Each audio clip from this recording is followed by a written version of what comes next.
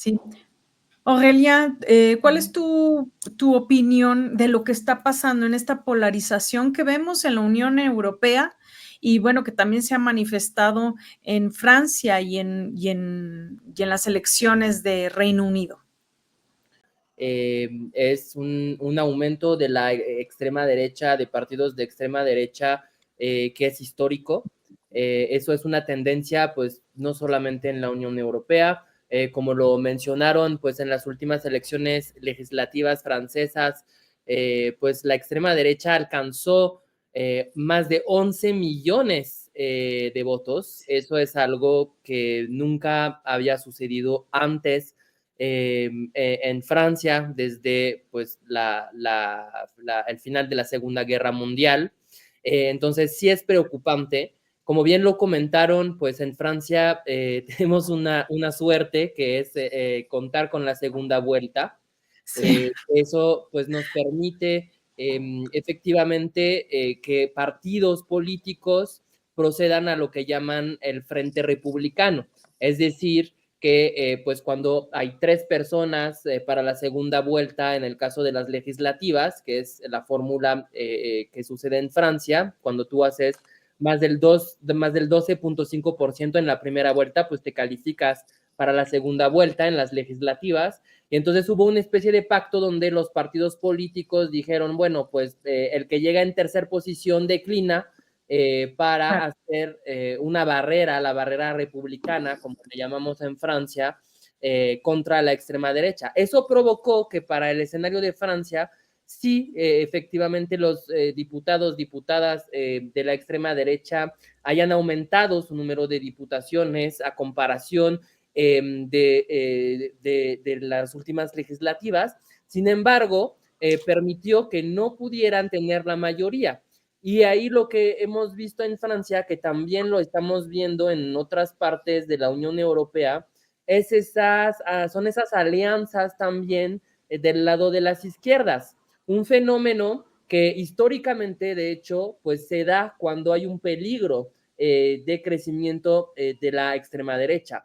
Y digo histórico porque pasó lo mismo en los años 30, ¿no? En el caso de otros gobiernos europeos, frente al crecimiento del fascismo, pues es cuando las izquierdas en varios países se empezaron a agrupar para proponer pues otra visión de país y otro modelo de sociedad. En el caso de la Unión Europea, sí, efectivamente, todavía la extrema derecha, afortunadamente, todavía son minoría, ¿no? Aunque estén creciendo, no están en los espacios claves de toma de decisión. Eso es muy importante, ¿no? Con la reelección lo vimos de la presidenta de la Comisión de la Unión Europea, pues esto viene a tranquilizar un poco las aguas y también vemos que países como España han mantenido pues unas fuerzas de izquierda que ha hecho pues un cierto contrapeso en el tema del discurso y en el tema de la toma de decisión clave de algunos temas progresistas o en términos de migración, ¿no? Que ha mantenido a la Unión Europea relativamente a salvo de esos discursos xenofóbicos o incluso fascistas. O sea, cuando tú ves que a mí me parece ahí el peligro no creciente, cuando tú ves las alianzas del grupo pues parlamentario en el Parlamento Europeo de la extrema derecha, estamos viendo grupos que llegaron, que están vinculados al neofascismo, por ejemplo. Sí. Que antes no sucedía, ¿no? Tú tenías, sí, una presencia de la extrema derecha, pero ahora una extrema derecha aún más radicalizada, que, Sí. ojo, o sea, yo digo, son casos aislados, todavía son minoría, pero hay que poner el Pero foco. están ahí, claro. Exactamente, ¿no? Entonces, bueno, y también un último tema que quisiera mencionar, que es un contexto que también ha marcado la reelección de la presidenta de la Comisión de la Unión Europea, es un contexto de guerra. Hay que recordar que, pues, en las puertas de Europa, en Ucrania, pues, estamos con el tema de la invasión de Rusia y que, pues, la comisionada, la presidenta comisionada, Ursula von der Leyen, se ha expresado con mucha contundencia y con mucha fuerza contra Sí. el gobierno ruso y contra Vladimir Putin. Entonces, hay una validación también de la política exterior y de la política militar de la Unión Europea que se está consolidando como pues una fuerza militar en la región, ¿no? Exacto.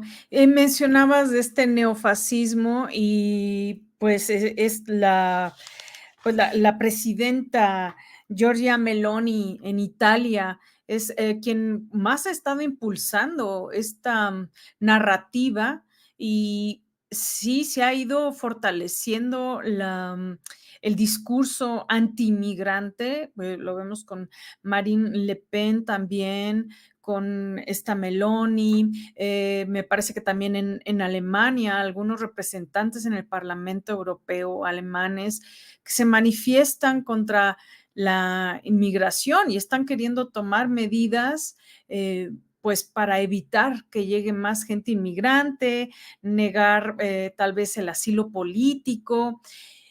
Y vemos que hay le llaman miedo a la otredad, porque el argumento de la mayoría es, nos vamos a perder mi identidad como país, como ciudadanía, como mi cultura, se va a perder porque llegan los otros, las otras personas. Frente a la narrativa de la izquierda, de todas las personas, incluso la misma Ursula von der Leyen ha dicho que todas las personas son dignas por el hecho de ser personas, tienen sus derechos humanos independientemente del país de donde vengan. Entonces, sí estamos viendo, sobre todo en el tema de la inmigración, pues ese punto tan difícil, porque se están tocando los derechos humanos. Pero yo creo que también, y lo estamos viendo justo con Giorgia Meloni, que Ujú. justamente todo el andamiaje de la Unión Europea, el andamiaje institucional, el conjunto de reglas y normas que rigen la Unión Europea, ha fungido como una especie de bloqueo o de matiz hacia las políticas internas de los países, especialmente en temas como la migración. De hecho, Ujú. si tú comparas el discurso de Giorgia Meloni en campaña y ahora las acciones de Giorgia Meloni al frente de Italia, pues es totalmente distinto, ¿no? Es una Ujú. persona que incluso había hablado de salirse de la Unión Europea, de Sí, abandonar el euro, y hoy tú ves perfectamente que esas medidas ni siquiera están a la orden del día de su programa de gobierno, o al así revés, es. tuvo que ir a la Unión Europea a pedir ayuda A para pedir ayuda cuando tuvieron las inundaciones. las inundaciones y los flujos migratorios, ¿no? Entonces, tuvo que cooperar. Y Claro. por eso a mí me importa mucho comentarlo, porque es cuando le explicas a la ciudadanía por qué es importante tener una Unión Europea fuerte, con instituciones fuertes que puedan, pues, inhibir un poco esas acciones que podrían venir del discurso xenófobo, ¿no?